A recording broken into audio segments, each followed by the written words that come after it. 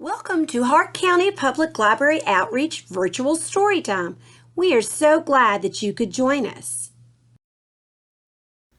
The Story of Peter Rabbit by Beatrix, illustrated by Lisa McCue. It's about a naughty little bunny who does not listen to his mother's advice and steals vegetables from the farmer's garden.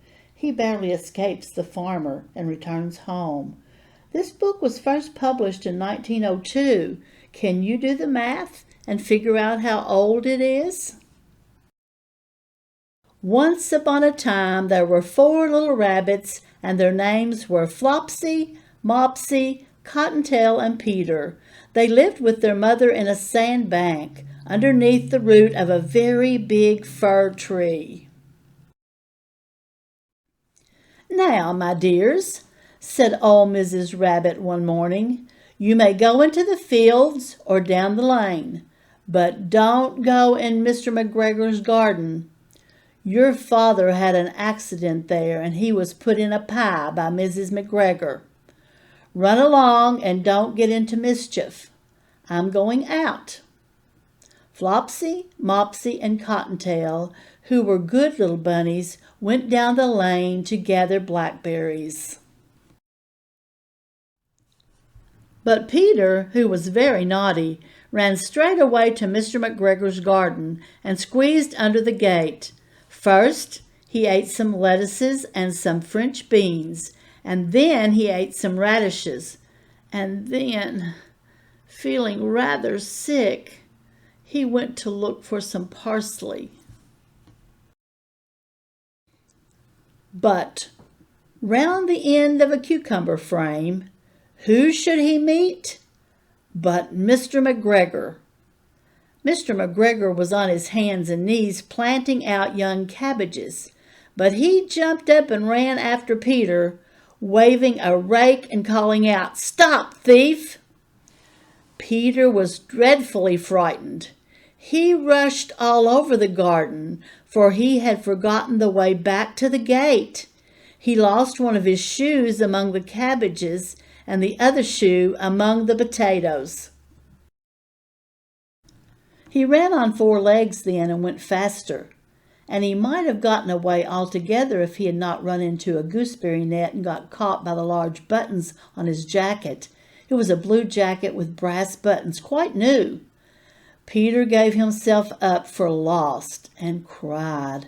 His sobs were overheard by some friendly sparrows who begged him to save himself.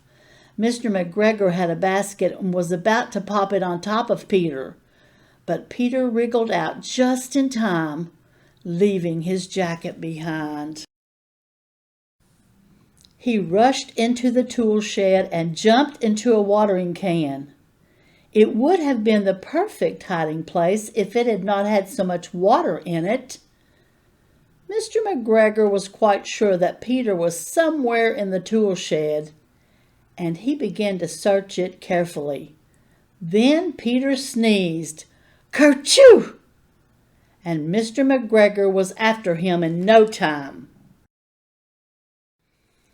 Peter was trembling with fright, and he had not the least idea which way to go.